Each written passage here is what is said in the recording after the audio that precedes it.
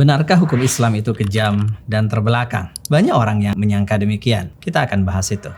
واعتصموا بحبل الله جميعا ولا تفرقوا.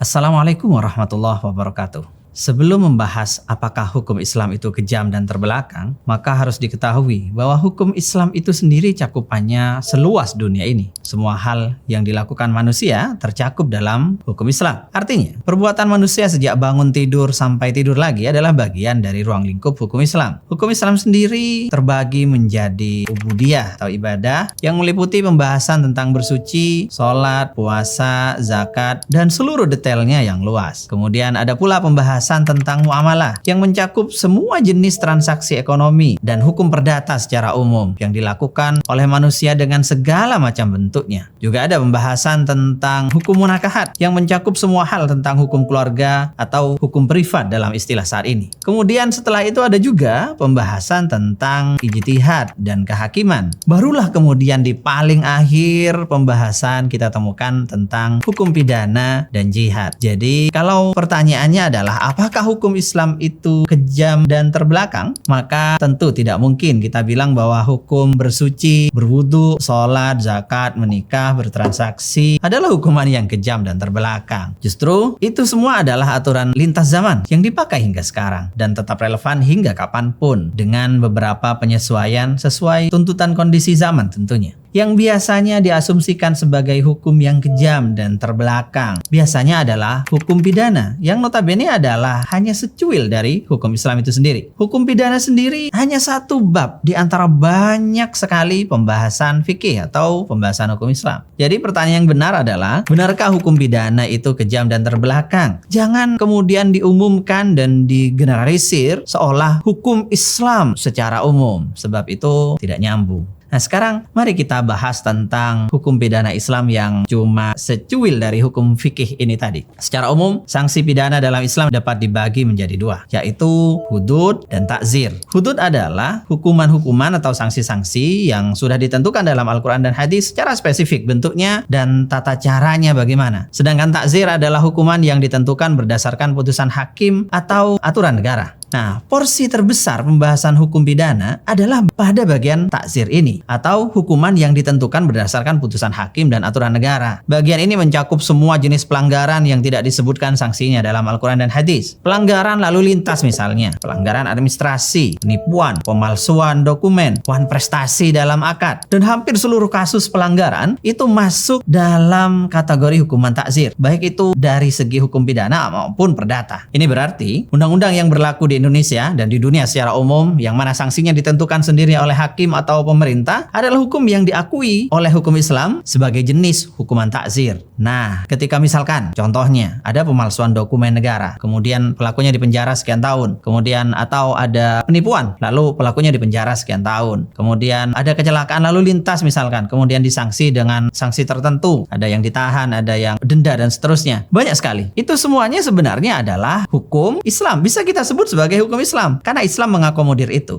Apakah lantas mau dibilang bahwa ini adalah hukum yang kejam dan terbelakang? Tentu tidak. Itu semuanya masih dipakai hingga sekarang dan bahkan di seluruh dunia memakai itu. Nah, selain takzir, ada juga bagian kecil dari pembahasan hukum pidana yang telah ditentukan sanksinya oleh Al-Quran dan hadis. Ini yang kemudian dikenal sebagai hudud. Nah, yang biasanya dituduh sebagai hukum yang kejam dan terbelakang ini adalah bagian hudud ini. Bagian hudud yang notabene sebagian kecil dalam bahasan bab dari hukum Islam, bahkan lebih kecil lagi, bagian kecil dari pembahasan hukum pidana dalam Islam. Jadi hudud ini hanya membahas tentang sanksi untuk beberapa kasus saja. Tidak banyak kasus, hanya beberapa kasus saja, yaitu pertama adalah kisos, yaitu hukuman setimpal yang diberikan kepada tindak pidana perusakan tubuh. Misal, tangan dibalas tangan, mata dibalas mata, nyawa dibalas nyawa. Ini hukuman kisos, bagian dari hudud. Yang kedua adalah zina. Bila dilakukan oleh laki-laki dan perempuan yang sudah menikah, maka pelakunya dihukum mati dengan cara dirajam. Akan tetapi, bila dilakukan oleh yang belum menikah, maka hukumannya adalah dicambuk dan diasingkan selama 1 tahun. Akan tetapi, ini terlihat kejam. Akan tetapi, dalam pelaksanaannya sulit sekali membuat hukuman ini terlaksana, sebab syarat-syaratnya sangat berat. Misalkan dalam pelaksanaan hukuman mati untuk tindak pidana zina ini, syaratnya adalah harus disaksikan oleh 4 orang saksi yang adil. Yang adil berarti orangnya harus baik-baik, dan 4-empatnya harus melihat betul-betul alat kelamin laki-laki memasuki alat kelamin perempuan. Kalau ini tidak terlaksana, maka tidak bisa dicambuk. Meskipun terlihat misalkan digerebek kemudian berdua di dalam kamar, itu masih belum bisa dilaksanakan. Jadi sulit sekali untuk melaksanakan hukuman satu ini. Kemudian yang ketiga adalah qadhaf, yaitu menuduh orang lain berzina tanpa bukti yang valid. Hukumannya adalah didera 100 kali. Ada juga hukuman bagi minum khamr atau minum minuman keras, sanksinya adalah didera 40 kali. Kemudian ada tindak pidana sarikoh atau pencurian harta orang lain dari tempat penyimpanannya secara sembunyi-sembunyi, yang sanksinya adalah dipotong tangan. Hirobah atau merampok harta seseorang dengan kekerasan, yang kadang juga disertai pembunuhan. Juga ada al-baghyu, pemberontakan yang terorganisir, dan terakhir adalah murtad, yaitu keluar dari agama Islam.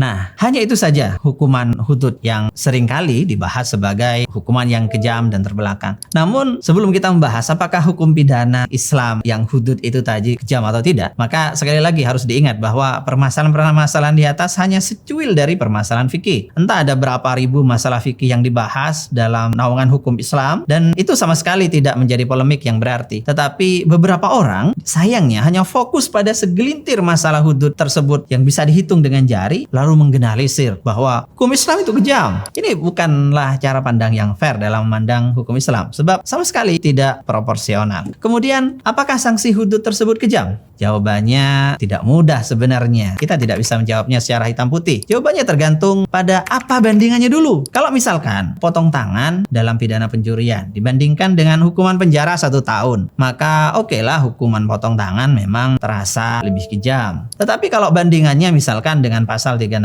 KUHP yang sanksinya maksimal penjara 12 tahun, maka hukuman penjara bisa lebih kejam daripada hukum potong tangan. Sebab penjara ini berarti kehilangan kebebasan selama 12 tahun, yang itu bukan hanya berpengaruh besar terhadap psikologis pelaku tindak pidana itu, tapi juga berpengaruh pada keluarganya yang harus dia nafkahi selama masa tersebut. Jadi kejam mana? Nah, ini tidak mudah untuk dijawab. Selain itu, penentuan jenis sanksi sebetulnya tidak bisa dilihat dari sisi kejam atau tidak kejam. Pandangan ini salah, sebab ini bukan soal perasaan. Jadi kejam atau tidak itu sebenarnya perspektif perasaan, padahal sanksi tidak ditentukan oleh itu. Sanksi hukum ditentukan berdasarkan efektivitasnya untuk membuat jera dan apakah sesuai dengan prinsip penegakan keadilan. Dari sini kemudian kita lihat beberapa pihak tidak puas dengan hukuman penjara seperti yang saat ini, sebab dianggap tidak efektif membuat jera, hingga akhirnya mereka memutuskan sanksi yang lebih kejam dari yang bahkan ditentukan oleh hukum Islam. Contohnya saja adalah mengedarkan narkoba. Dalam hukum Islam hukumannya adalah takzir, yang biasanya hanya berupa pidana kurungan, tetapi di beberapa negara termasuk Indonesia hukumannya jauh lebih berat hingga bisa mencapai hukuman mati. Ini berarti dalam hal ini hukum positif lebih kejam daripada hukum Islam. Contoh lainnya adalah korupsi. Dalam hukum Islam korupsi tidak dapat dihukum mati, tetapi dihukum dengan cara mengembalikan hasil korupsinya, kemudian ditambah hukuman takzir yang biasanya berupa penahanan. Namun di beberapa negara semisal Cina, Korea Utara, Vietnam dan lainnya, mereka memberlakukan hukuman mati pada pelaku korupsi. Ini berarti hukum positif di negara tersebut dalam bab ini lebih kejam daripada hukum Islam. Jadi tidak mudah untuk menjawab pertanyaan itu tadi ya. Ada beberapa hukum positif yang justru lebih berat daripada hukum Islam. Sedangkan hukuman mati sendiri sebagai hukuman paling berat dan bisa dibilang paling kejam saat ini masih dipakai di berbagai negara, termasuk Indonesia. Dan itu tidak serta-merta membuat hukum positif Indonesia dapat kita sebut sebagai hukum yang kejam. Sebab memang ada beberapa pertimbangan yang membuat hukuman tersebut dapat dibenarkan. Itulah kenapa hukuman mati tidak dihapuskan. Adapun soal kisos yang sering disebut sebagai hukuman yang kejam, banyak orang yang tidak sadar bahwa salah satu bentuk hukuman kisos itu diterapkan dan masih berlaku di Indonesia saat ini dan di banyak negara, yaitu pada kasus hukuman bagi pembunuhan berencana. Tindak pidana pembunuhan berencana dapat dihukum dengan hukuman mati, yang berarti sebenarnya diterapkan kisos, dan itu hukum Islam. Hanya saja banyak orang yang tidak sadar bahwa itu adalah penerapan hukum Islam, di mana sebuah nyawa harus dibayar dengan nyawa pula. Adapun tindak pidana melukai dan membuat cacat fungsi tubuh, memang di Indonesia secara khusus tidak diberlakukan hukuman kisos, tetapi diganti dengan penjara. Namun, bila misalnya ada orang yang memotong tangan Anda hingga Anda cacat permanen, Anda pilih mana? Antara pelakunya dihukum penjara atau dihukum dengan hukuman setimpal supaya dia merasakan apa yang Anda rasakan? Rasanya banyak orang akan memilih hukuman setimpal sebagai bentuk yang lebih adil dan tidak lagi menganggapnya sebagai kekejaman. Sebab itu, tidak selalu hukum pidana Islam bisa dibilang lebih kejam daripada hukum positif. Sebab ada beberapa kasus di mana hukum positif justru lebih berat, lebih kejam. Ada yang sama dan ada yang ringan, tergantung kasusnya. Kemudian istilah kekejaman itu sendiri tidak tepat sebenarnya digunakan untuk sanksi hukum seperti di atas. Yang lebih tepat adalah lebih memberikan ketegasan dan lebih memberikan efek jerah. Jadi kekejaman itu sulit untuk dibatasi secara definitif sebab siksaan itu bukan hanya berupa siksaan fisik tapi juga mental dan psikologis. Semuanya punya sisi kejamnya masing-masing. Jangan dikira hukuman penjara yang berlaku saat ini lantas pasti tidak lebih kejam daripada sanksi hudud. Sebab kondisi kehidupan penjara sangat beragam. Ada yang enak, tapi ada yang sangat-sangat kejam. Dan itu bertahun-tahun lamanya. Itu pun ketika keluar dari penjara dalam waktu yang lama, banyak yang gagal untuk berbaur kembali dengan masyarakat. Dan banyak pula yang kehilangan keahliannya setelah tersiksa dan terkurung di balik jeruji penjara sekian lama. Jangan bilang itu efek yang tidak kejam. Jadi tidak serta-merta pertanyaan ini bisa dibahas dengan hitam putih, tetapi harus dilihat dulu apa kasusnya, apa pertimbangannya, dan apa efeknya dalam jangka panjang. Wassalamualaikum warahmatullahi wabarakatuh.